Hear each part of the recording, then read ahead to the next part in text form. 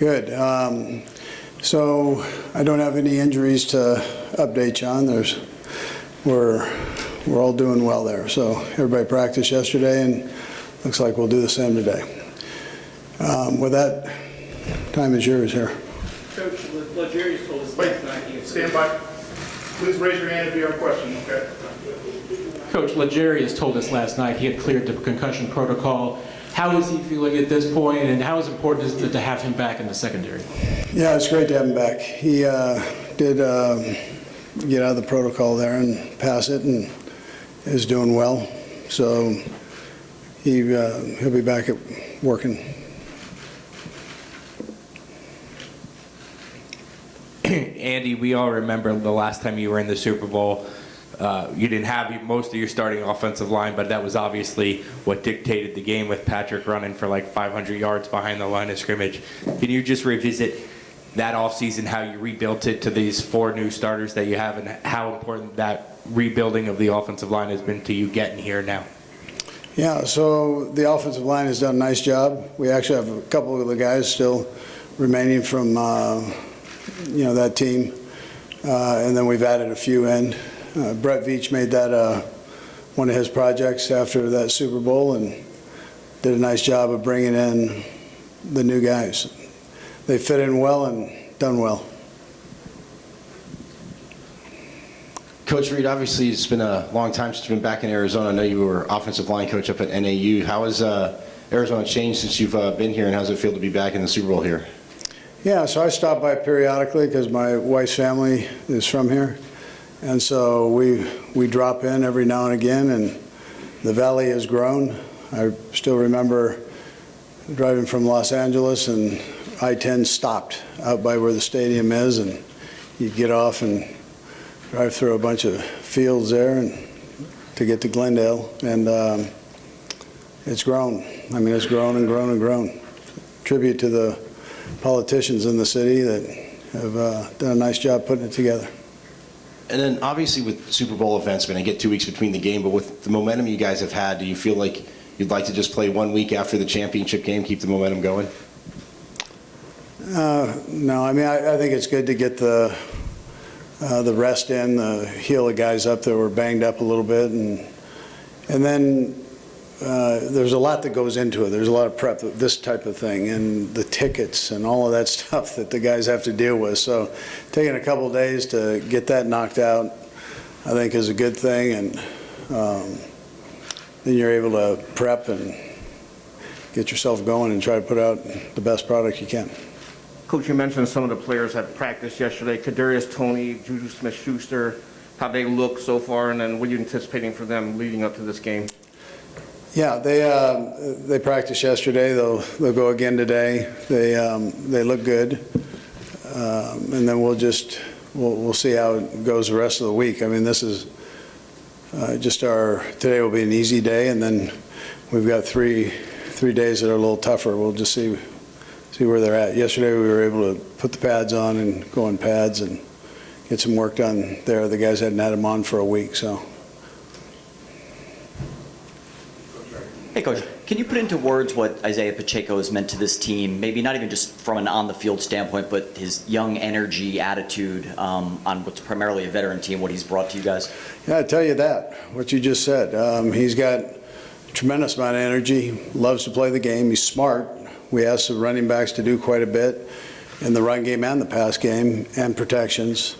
So he has handled all that, done it well.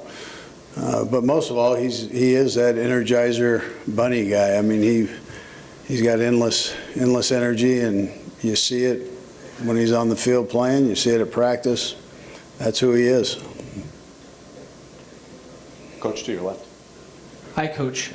You started your head coaching tenure with the Eagles back, and you coached with them for 13 seasons. Is there any special connection with both franchises heading into this game, in that you owe to the city of Philadelphia and their fans as well?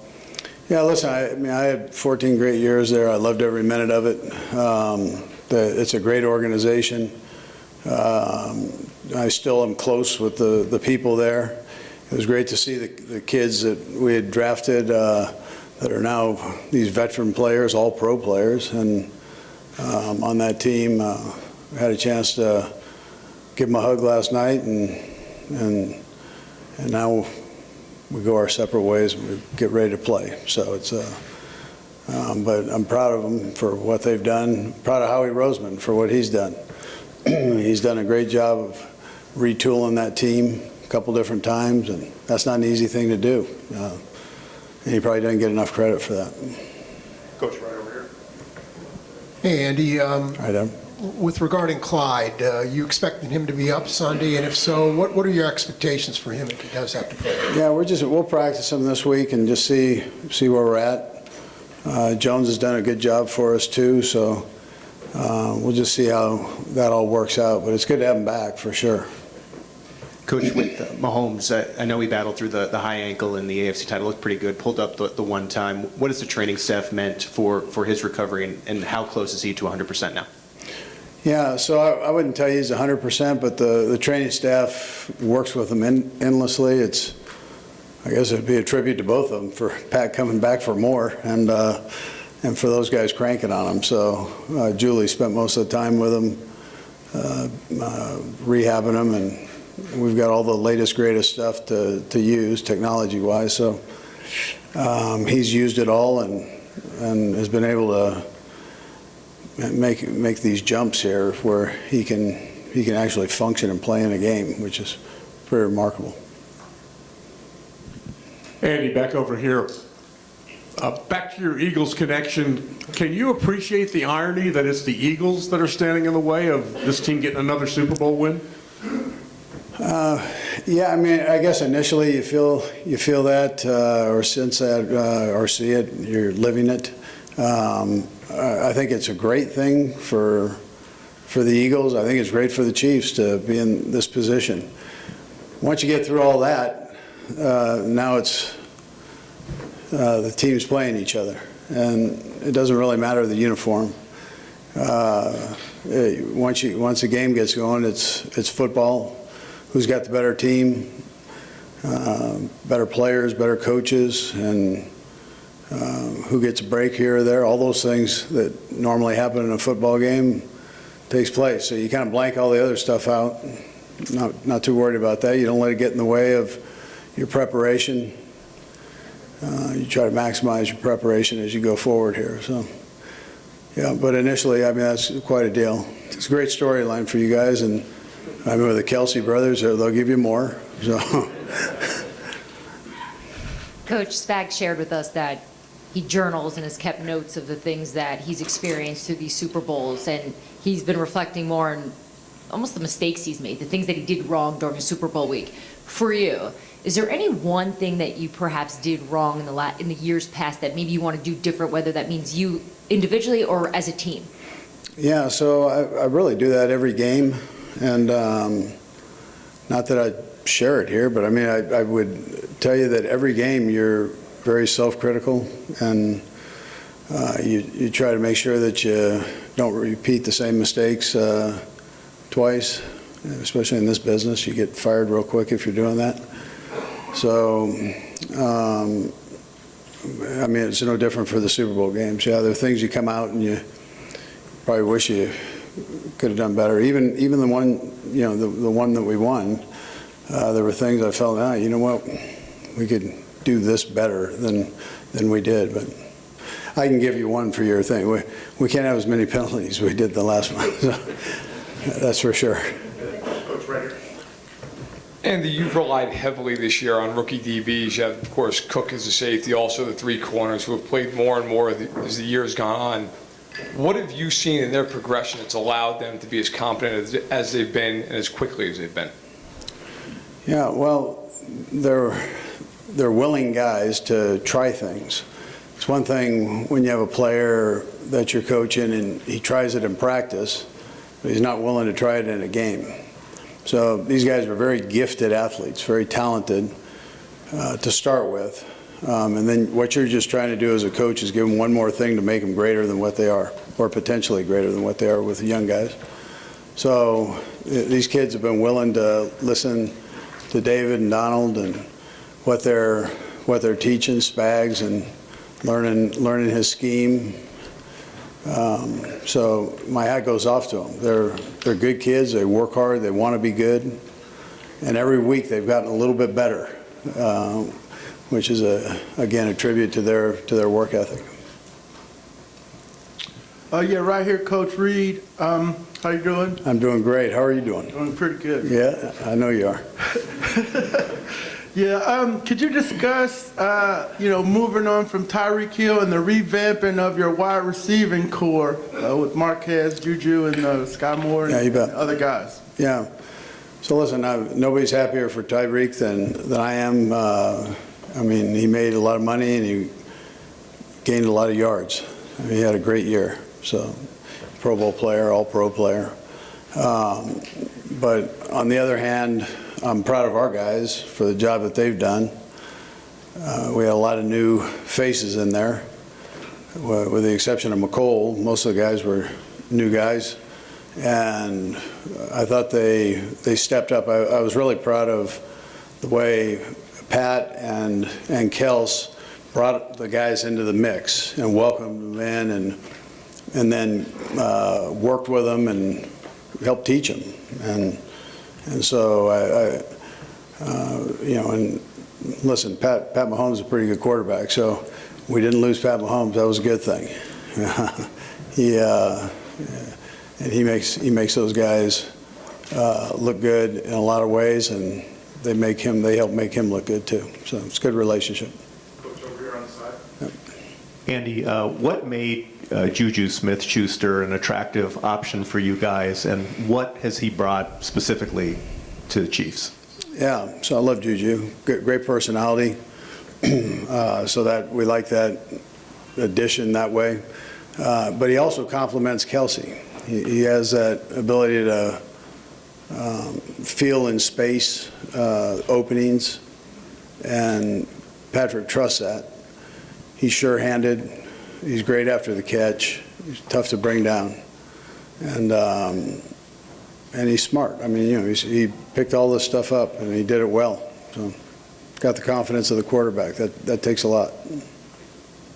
Andy over here.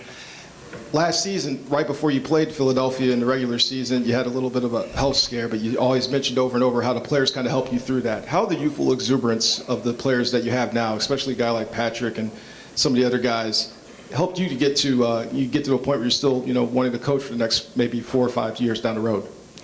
Yeah, well, that and the doctors, they help, but those guys, their support was great. I mean, the players' support. They just told me to get my butt off the ground and keep moving. Kind of threw back what I throw at them. But they've been great that way. They were great during that time, at that moment. They were great. And then the doctors, my hat goes off to those guys for the work that they do. Andy, Clark was telling stories this morning about that 9-hour meeting you had with him at the Philly airport before you were hired. Was wondering what your recollections were of that meeting, and were you ever tempted to tell him, hey, I got this plane waiting for me outside, I need to go? Yeah, that was that was a long day, and I remember it fairly well. And he brought the whole organization with him, I felt like, and so I had a chance to meet everybody. The time flew by. I felt bad about the plane, though. I mean, that was waiting. I did feel bad about that, but I know everybody involved knows that's part of the business. And things have worked out well for the other teams. All right, we're going to do 3 more. We're going to go right here. We're going to go to this young lady here, and we're going to finish with this gentleman. Andy, back here. I'm lost. Where is the back here? There you go. Around this time last year, you guys brought Matt Nagy back. Why was it important for you to do that, and how have you seen his relationship with Patrick grow this year? Yeah, so Matt knew him before he left, had him for the year, and I knew they had a good relationship then. I felt that was kind of a no-brainer. I mean, he's a great coach, and so bringing him back on staff would just keep us moving in the right direction, keep Pat moving in the right direction. And it's done that. He's been great with Pat, and at the same time, it's tough when you're a head coach and you get released. I mean, he was coach of the year just a couple of years ago, and then ends up things didn't work out and ends up being released. So it's good to knock some of that NFL scar tissue off your head and get going again. So he's been able to do that. He's in a great place. I'm sure somewhere down the road here he's going to get another opportunity. He's a fine football coach. Yeah. Coach, Lena Washington, 12 News in Phoenix. I wanted to ask about Mike Kafka. He's one of the candidates here for the Cardinals. What kind of man and coach is he? What will he do with Kyler Murray, given the development he's been able to have with Patrick? Yeah, so I actually told Mr. Bidwell this too. He's very intelligent, great human being, and your quarterback would love him. He'd challenge him to be better than he even is now, but he'd do a great job. He'd challenge the team, and I think the guys would respond. He played in the National Football League. I had a chance to draft him out of Northwestern, and so I think he'd be tremendous for the city, for the Bidwell family, and for y'all. Last question right here. Congratulations, Coach Reid. By far, this is the biggest game in the world. How do you keep your players focused and composed during this time and keep them focused on the game and not getting everything taken away from them? Yeah. So you worry about that with some of the young guys. The older guys, I've got enough of them here that have been through it. They understand, and I'm banking on them sharing their experience with the young guys. The team's been very focused all year to get where we are now. You've got to stay focused. There are a lot of ups and downs in the National Football League. To put a record together like we did, you've obviously had more ups than the downs, but within that, it takes tremendous focus every week to be ready to go. I mean, the parity in this league is ridiculous right now, and so you've got to have some mental toughness and the ability to focus in if you're going to end up where we're sitting here. All right, thank you. All right, thank you.